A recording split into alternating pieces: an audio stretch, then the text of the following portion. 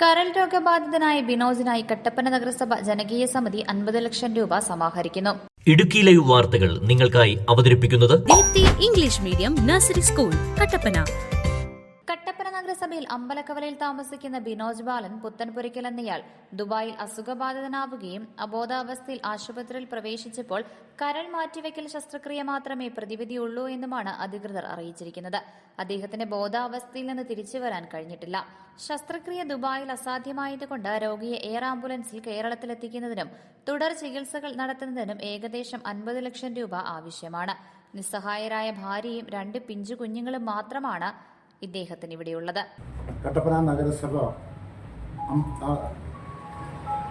നഗരസഭയിലെ അമ്പലക്കവല ഭാഗത്ത് കാവുംപടിയിൽ താമസിക്കുന്ന ശ്രീ ബിനോജ് ബാലൻ പുത്തമ്പുരയ്ക്കൽ എന്ന വ്യക്തി കഴിഞ്ഞ 1 മാസത്തിലധികമായി ദുബൈയിലെ ആശുപത്രിയിൽ കഴിയുകയാണ്. അദ്ദേഹം ദുബൈയിലെ ജോലി ചെയ്ത് ഉപജീവനം നടത്തുന്ന ഒരു വ്യക്തിയായിരുന്നു. എന്നാൽ 2 വർഷം മുമ്പ് അദ്ദേഹം ആ ജോലിയിൽ നിന്ന് മാറി സ്വന്തമായി ഒരു സംരംഭം അവിടെ ആരംഭിച്ചു. ആ സ്ഥാപനവുമായി ബന്ധപ്പെട്ട് പ്രവർത്തിക്കുന്ന 1-2 ജീവനക്കാരും അദ്ദേഹത്തോടൊപ്പമുണ്ട്. ഫെബ്രുവരി മാസം 7-ാം തീയതി രാവിലെ ജീവനക്കാർ ഓഫീസിൽ വന്നപ്പോൾ ഓഫീസ് തുറന്നിട്ടില്ല. അവരദ്ദേഹത്തെ വിളിച്ചപ്പോൾ ഫോൺ എടുത്തില്ല. അങ്ങനെ വന്നപ്പോൾ അദ്ദേഹം താമസിക്കുന്ന സ്ഥലത്ത് അവരെത്തിയപ്പോൾ അദ്ദേഹത്തിൻ്റെ മുറിയിൽ ബോധരഹിതനായി കിടക്കുന്നതായിട്ടാണ് കാണാൻ കഴിഞ്ഞത്. അവിടെ നിന്ന് കൊണ്ടുവന്ന് ആശുപത്രിയിലാക്കി. സ്ഥിതി വളരെ മോശമായതിനാൽ വെന്റിലേറ്ററിലേക്ക് മാറ്റുകയാണ് ഉണ്ടായത്. കുറച്ച് ദിവസങ്ങൾ കഴിഞ്ഞപ്പോൾ അദ്ദേഹത്തിൻ്റെ നില മെച്ചപ്പെട്ട് ICUവിലേക്ക് മാറ്റിയിരുന്നു. ആ ഒരു സമയത്ത് നാട്ടിലേക്ക് കൊണ്ടുവരുന്നതിനെ സംബന്ധിച്ചിടത്തോളമുള്ള ഒരാലോചനകളൊക്കെ നടത്തി. അതിനിടയിൽ പെട്ടെന്ന് രോഗം മൂർച്ഛിക്കുകയും വെന്റിലേറ്ററിലേക്ക് മാറ്റുകയും ചെയ്തു. അങ്ങനെ ഇപ്പോൾ 3 പ്രാവശ്യം ആ രീതിയിൽ സംഭവിച്ചു. ഇപ്പോൾ അദ്ദേഹം വെന്റിലേറ്ററിൽ തുടരുകയാണ്. ആശുപത്രി അധികൃതരുടെ അഭിപ്രായത്തിൽ അദ്ദേഹത്തിൻ്റെ കരളിൻ്റെ പ്രവർത്തനം ഏതാണ്ട് 90% നിലച്ചുപോയി. അതുകൊണ്ട് ബ്ലഡ് പ്യൂരിഫിക്കേഷൻ ഉൾപ്പെടെയുള്ള പ്രവർത്തനങ്ങൾ നടക്കുന്നില്ല. അതുകൊണ്ട് ഇതിനുള്ള പ്രതിവിധി എന്ന് പറയുന്നത് കരൾ മാറ്റിവയ്ക്കൽ ശസ്ത്രക്രിയയ്ക്ക് വിധേയമാക്കുക എന്നുള്ളതാണ്. അത് ദുബായിൽ ചെയ്യാൻ സാധ്യമല്ല. അദ്ദേഹത്തെ കേരളത്തിലേക്ക് കൊണ്ടുവന്നെങ്കിൽ മാത്രമേ ഇത്തരത്തിലുള്ള ഒരു ചികിത്സ അദ്ദേഹത്തിന് കൊടുക്കാൻ കഴിയൂ.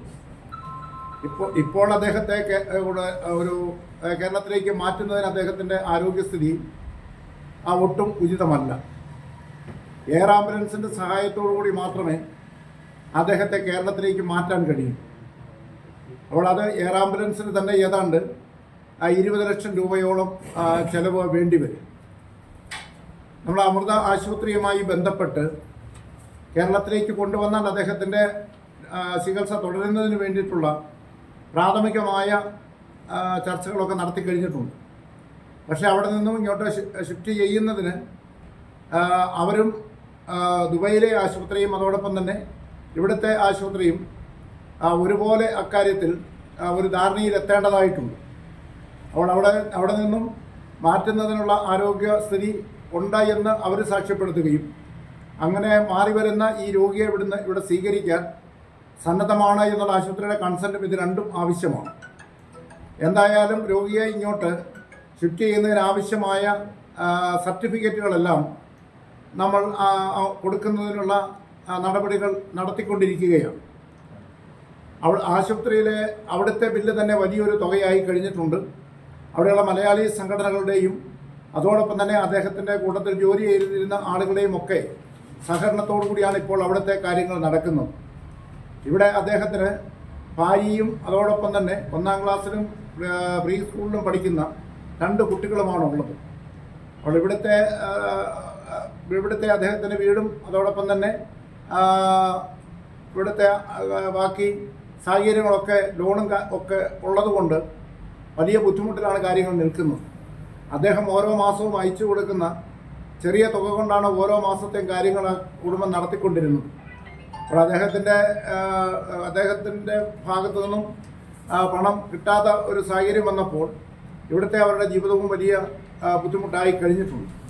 ഈ ഒരു സാഹചര്യത്തിൽ പൊതുജനങ്ങളുടെ സഹായത്തോടുകൂടി അദ്ദേഹത്തെ കേരളത്തിലേക്ക് കൊണ്ടുവരികയും തുടർ ചികിത്സ കൊടുക്കുകയും ചെയ്യുക എന്നുള്ളത് മാത്രമാണ് ഏക പോംവഴി.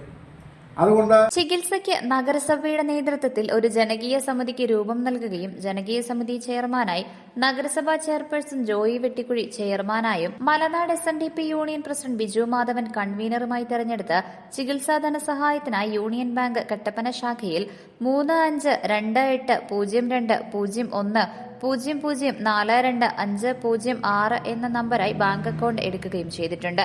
ഇടുക്കിക്കാരിയായ ചെറുതോണിക്കാരിയായ ഒരു പെൺകൊച്ചാണ് അത്യാവശ്യം മെഡിസിൻ വാങ്ങിക്കൊടുക്കാനൊക്കെ സഹായത്തിന് നൽകുന്നത്. ഭാര്യയ്ക്കും മക്കൾക്കും അങ്ങോട്ട് പോകാനും സാധ്യമാകുന്നില്ല. അപ്പോൾ എത്രയും വേഗം എയർ ആംബുലൻസിലൂടെ എത്തിക്കുക എന്നുള്ളത് ഒരു വലിയ കാരുണ്യ പ്രവർത്തനമാണ്. അതുകൊണ്ട് അതിൻ്റെ ഗൗരവം മനസ്സിലാക്കി നന്നായി ഒരു പ്രചരണം മാധ്യമങ്ങൾ വിചാരിച്ചാലേ അതിന് ഒരു വിജയസാധ്യത ഉണ്ടാവും. സഹായിക്കണം എന്ന് പറയാനാണ് ഞങ്ങൾ വന്നത്. നിർധന കുടുംബത്തിന് തണലേകാൻ നിങ്ങൾ ഓരോരുത്തരുടെയും സഹായം അഭ്യർത്ഥിക്കുന്നതായി chairman Joy Vettikuzhi, convener Biju Madhavan, VR Saji, നഗരസഭാ കൌൺസിലർ സിജി അജേഷ്, ജോഷി കുട്ടട, അജേഷ് ചാഞ്ചാനി, അനിൽ പുനർജനി, സിജോ എവറസ്റ്റ് തുടങ്ങിയവർ വാർത്താ സമ്മേളനത്തിൽ പറഞ്ഞു. Idukki live news Kattappana.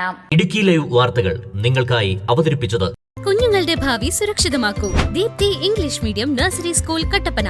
LKG, UKG play ക്ലാസുകളിലേക്ക് അഡ്മിഷൻ തുടരുന്നു. Efficient teachers, smart class, audio visual class room, IT class. കുഞ്ഞുങ്ങൾ ഇഷ്ടപ്പെട്ട് പഠിക്കട്ടെ കട്ടപ്പന ദീപ്തിയിലൂടെ. Communicative English, dance class, music class, school bus service, play park, water purifier.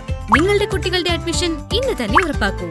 Deepthi English medium nursery school Kattappana.